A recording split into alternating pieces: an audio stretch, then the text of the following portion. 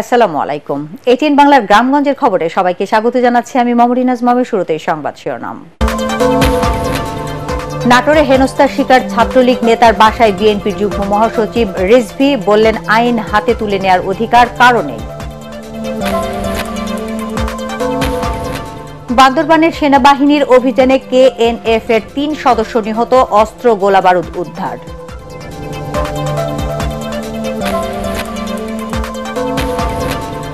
পটুয়াখালীতে একই নদীর ৮ কিলোমিটারের মধ্যে ৩টি সেতু নির্মাণ, বাধাগ্রস্ত হচ্ছে পানি প্রবাহ, হুমকির মুখে জীববৈচিত্র্য। এবং মেহেরপুরের দৃষ্টিহীন মামুন এখন আলো ছড়াচ্ছেন তরুণদের মাঝে।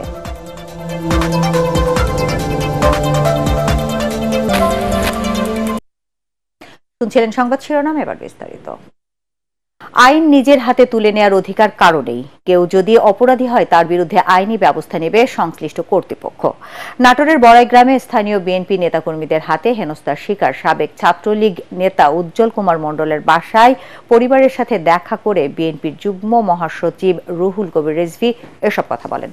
দুপুরে দলের ভারপ্রাপ্ত চেয়ারম্যান তারেক রহমানের নির্দেশে বনপাড়া পৌর ছাত্রলীগের সাবেক সমাজ কল্যাণ বিষয়ক সম্পাদক উজ্জ্বলের পরিবারের সাথে কথা বলেন এবং বিএনপির পক্ষ থেকে সহযোগিতার আশ্বাস দেন। পরে নাটোর শহরের আলাইপুর এলাকায় জেলা বিএনপির কার্যালয়ের সংবাদ সম্মেলনে রিজভী আহমেদ অভিযুক্তদের ব্যাপারে প্রশাসনিক ও সাংগঠনিক ব্যবস্থা গ্রহণের কথাও জানান। গত বুধবার বনপাড়া পৌর শ্রমিক দল কর্মী জামাল ভুইয়া ও যুবদল কর্মী জাহাঙ্গীর আলম সহ কয়েকজন উজ্জ্বলকে বাড়ি থেকে নিয়ে গিয়ে মারপিট করে পুলিশে সোপর্দ করে। আমাদের নেতা জনাব তারেক রহমান বারবার বলেছেন যে কেউ যেন হাতে আইন তুলে না নেয়। সেই ব্যক্তি যদি অপরাধী হয় এটা আইনের মাধ্যমে আমরা সেটিকে আইনে সোপর্দ করব, কিন্তু নিজেরা এখানে কোনো অপরাধীর ভূমিকা পালন করব না। শাস্তিমূলক ব্যবস্থাগুলো করা হয়েছে যাতে দলের কোনো নেতাকর্মী উচ্ছৃঙ্খল কোনো আচরণ করতে না পারে। রাষ্ট্রকাঠামো মেরামতে বিএনপির ভারপ্রাপ্ত চেয়ারম্যান তারেক রহমানের ৩১ দফার লিফলেট বিতরণ ও অবস্থান কর্মসূচি পালন করাচ্ছে কুষ্টিয়া জেলার ত্যাগী ও পদবঞ্চিত নেতাকর্মীরা। দুপুরে নগরীর এনএস রোডে আয়োজিত এই কর্মসূচিতে উপস্থিত ছিলেন জেলা বিএনপির সাবেক যুগ্ম সম্পাদক আব্দুর রাজ্জাক বাচ্চু, কাজল মজুমদার, সাবেক যুগ্ম সাধারণ সম্পাদক সাবেক সামিউল হাসান অপু সহ দলীয় নেতাকর্মীরা উপস্থিত ছিলেন।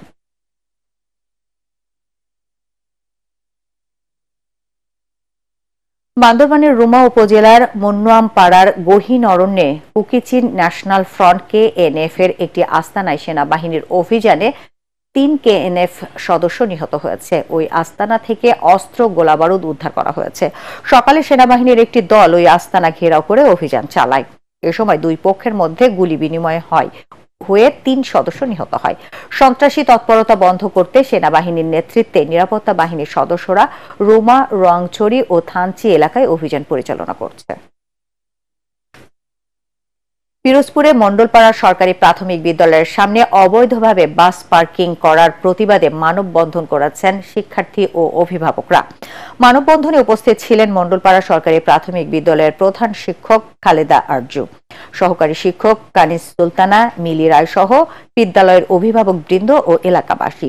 এ সময় বক্তারা জানান, রাস্তার দুই পাশে বাস রেখে সাধারণ মানুষের চলাচল বাধাগ্রস্ত হচ্ছে। তাছাড়া স্কুলের শিক্ষার্থীরা রাস্তা পেরোতে গিয়ে মাঝে মাঝে দুর্ঘটনার শিকার হচ্ছে।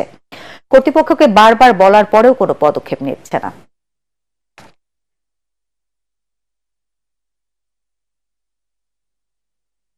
পটুয়াখালীতে একই নদীর ৮ কিলোমিটারের মধ্যে নির্মাণ করা হয়েছে ৩টি সেতু। এতে বাধাগ্রস্ত হয়েছে নদীর পানি প্রবাহ, জমছে পলি, হুমকির মুখে পড়েছে মাছ সহ ৪৫০ প্রজাতির জীববৈচিত্র্যের এই অভয়াশ্রম। সমন্বয়হীনতা আর পরিকল্পনাহীনতার এসব সেতুর কারণে সরকারের অতিরিক্ত ব্যয় বাড়ছে প্রায় ৯৫০ কোটি টাকা। পটুয়াখালী থেকে জাহিদ রিপনের রিপোর্ট, আর জানাচ্ছেন জাহিদুল আলম। পটুয়াখালীর কলাপাড়ার আন্ধারমানিক নদের সলিমপুর নাচনাপাড়া এলাকায় ২০১১ সালে ৬৫ কোটি টাকা ব্যয়ে শেখ কামাল সেতু নির্মাণ করে সড়ক ও জনপদ অধিদপ্তর। এর ৫ কিলোমিটার দূরে বালিয়াতলী পয়েন্টে ১২০ কোটি টাকা খরচে সৈয়দ নজরুল ইসলাম সেতু নির্মাণ করে স্থানীয় সরকার ও প্রকৌশল অধিদপ্তর। এই সেতুর ৩ কিলোমিটার দূরে ৯৫০ কোটি টাকা ব্যয়ে আরেকটি সেতু নির্মাণ করছে পায়রা সমুদ্র বন্দর কর্তৃপক্ষ। মাত্র ৮ কিলোমিটারের মধ্যে পরপর ৩টি সেতু নির্মাণে পানি প্রবাহে বাধা পড়েছে। পলি জমে কমছে নাব্যতা, হুমকির মুখে ৪০ কিলোমিটার দীর্ঘ এই মৎস্য অভয়ারণ্যের জীববৈচিত্র্য। ৩ কিলোর ভিতরে ৩টা ব্রিজ হওয়ার কারণে এখন আমরা দেখতেছি আমাদের প্যাডের রিজিকও নষ্ট হয়ে গেছে। জেলেরা যে আগে যে পরিমাণ মাছ পাইতো ওই পরিমাণ মাছ এখন পায় না। 2 বছরের জন্য হারা কাজ ধরছে, এখন মনে করেন আমাকে হারা ভাঙ্গিয়ে দিতে আছে। কি করব আমরা কমে যাব, আমাকে পুনর্বাসন দেখ আমরা নামিয়ে যাই। অভিযোগ রয়েছে কোনো পরিকল্পনা ছাড়াই ইচ্ছেমতো এসব স্থাপনা নির্মাণে সরকারের লোকসান প্রায় ১,০০০ কোটি টাকা। রাজনৈতিক বিবেচনায় না, এমপিদের ইচ্ছায় না, ওখানকার জনগণ কি চায়, ওখানকার পরিবেশ প্রকৃতি প্রাণ প্রকৃতি কি চায় সেই পরিকল্পনা করলে পরে আমরা অর্থ স্বাস্থ্য যেমন হবে এবং জনগণও সেই পরিকল্পনা গৃহীত পরিকল্পনা জনগণ উপকৃত হতে পারবে। সেতুর কাছের যে জায়গাগুলো সেই জায়গাগুলোতে আমাদের নদীর আরো নব্যতা সংকট তৈরি হচ্ছে এবং ওই জায়গাগুলোতে নদী অনেকটা সরু হয়ে যাচ্ছে। ইলিশ সহ অন্যান্য মাছের যে বিচরণ ক্ষেত্র বা প্রজনন ক্ষেত্র এগুলো কমে যাচ্ছে এবং ভবিষ্যতে যে অবস্থা দেখা যাচ্ছে তাতে আসলে আমাদের আন্দারমানিক নদী হয়তো একসময় মাছ শূন্যও হয়ে যেতে পারে। আন্ধারমানিক নদের নাব্যতা, পানি প্রবাহ এবং ইলিশ সহ অন্যান্য মাছের প্রজনন প্রক্রিয়া স্বাভাবিক রাখতে এখনই সমন্বিত উদ্যোগ নেয়ার দাবি সচেতন মহলের। Bureau report, ATN Bangla. জুলাই গণঅভ্যুত্থানের শহীদ বরিশাল বিভাগের ৮০টি পরিবারের মাঝে আর্থিক সহায়তার চেক বিতরণ করেছে জুলাই শহীদ স্মৃতি ফাউন্ডেশন। বরিশালের শিল্পকলা একাডেমি মিলনায়তনে জুলাই শহীদ স্মৃতি ফাউন্ডেশনের পক্ষে প্রতিটি পরিবারকে ৫ লক্ষ করে টাকা দেয়া হয়। এ সময় শহীদ পরিবারের সদস্যরা দাবি করেন, গণঅভ্যুত্থানে যারা গুলি চালিয়ে মানুষকে হত্যা করেছে তাদের বিচার করতে হবে।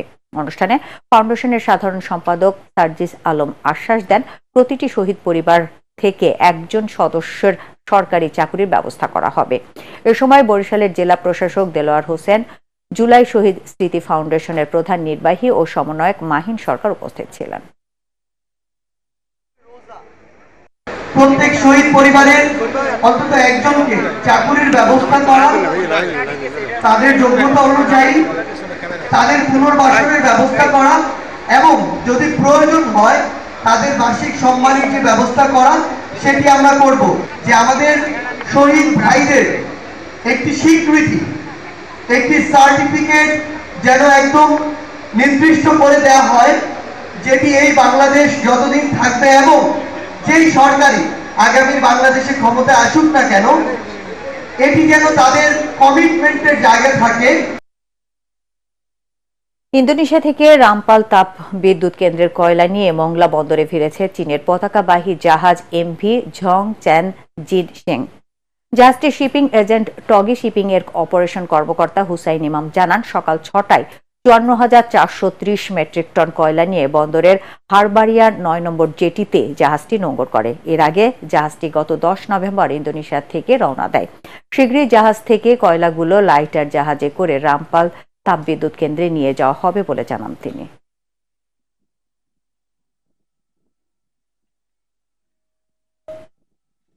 চুয়াডাঙ্গা জেলা বিএনপির দ্বিবার্ষিক নির্বাচনে মাহমুদ হাসান খান বাবুর সভাপতি ও শরীফুজ্জামান শরীফ সাধারণ সম্পাদক নির্বাচিত হয়েছেন।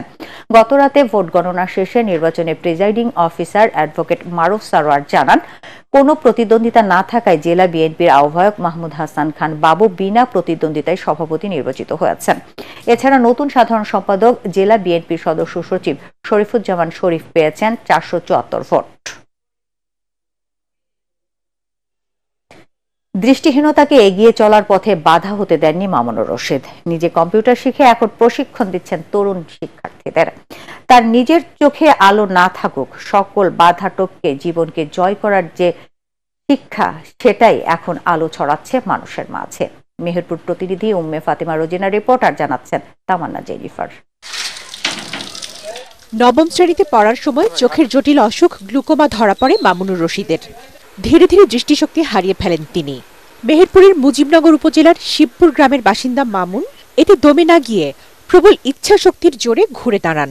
চোখের আলো নিভে গেলেও জীবনে প্রতিষ্ঠা পাওয়ার আলো নিভে যেতে দেননি। ইউটিউবে শুনে শুনে রপ্ত করেছেন কম্পিউটারের আদ্যপান্ত। এখন কম্পিউটার প্রশিক্ষণ দিচ্ছেন মেহেরপুর সমাজসেবা কার্যালয়ে। বিজ্ঞানের আলো ছড়িয়ে দিচ্ছেন শিক্ষার্থীদের মাঝে। সবকিছু ফরম্যাট তিনি কিবোর্ড দিয়ে না দেখেও ঠিক আছে আমাদের অত্যন্ত সুন্দরভাবে তিনি বোঝাই দেন। স্যার যেভাবে আমাদের শেখায় আমাদের বুঝতে কোনো অসুবিধা হয় না। সে শুধু মুজিবনগর উপজেলাতেই নয়, আমাদের মেহেরপুর জেলাতেও সে একজন ভালো প্রশিক্ষক। শুধু কম্পিউটার প্রশিক্ষণই নয়, রপ্ত করেছেন হোমিও চিকিৎসাও, দেখছেন রোগী। আমার চোখে ছিল অনেক স্বপ্ন যে আমি অনেক বড় হব, বিসিএস ক্যাডার হব এবং দেশের অনেক বড় বড় কাজে অংশ নেব, কিন্তু হঠাৎ এই গ্লুকোমা রোগ আমার জীবন থেকে সেই স্বপ্নটুকু যেন কেড়ে নেয়। আমার কাছে কোনো কম্পিউটার ছিল না, কিন্তু আমার ইচ্ছা শক্তি ছিল। মাইক্রোসফটের অফিসের যে প্রোগ্রামগুলো আছে, আমি যে খেয়াল করেছি যে ওয়ার্ড, এক্সেল, পাওয়ারপয়েন্ট প্রত্যেকটা জায়গাতে সে খুব দক্ষতার সাথে আসলে কাজ করে যাচ্ছে। দৃষ্টিশক্তি হারিয়ে হাল ছেড়ে দেননি মামুন। প্রতিকূল অবস্থায় থেমে না থেকে জীবনকে ভালোবেসেছেন। তার সংগ্রাম এখন প্রেরণা হয়ে দেখা দিয়েছে এলাকার মানুষের কাছে। Bureau report, ATN Bangla. দর্শক, পরবর্তী সংবাদ দেখার আমন্ত্রণ জানিয়ে এখনকার মতো শেষ করছি। ATN বাংলা সংবাদ ইউটিউবে দেখতে ব্রাউজ করুন youtube/ATN বাংলা নিউজ। ধন্যবাদ সবাইকে।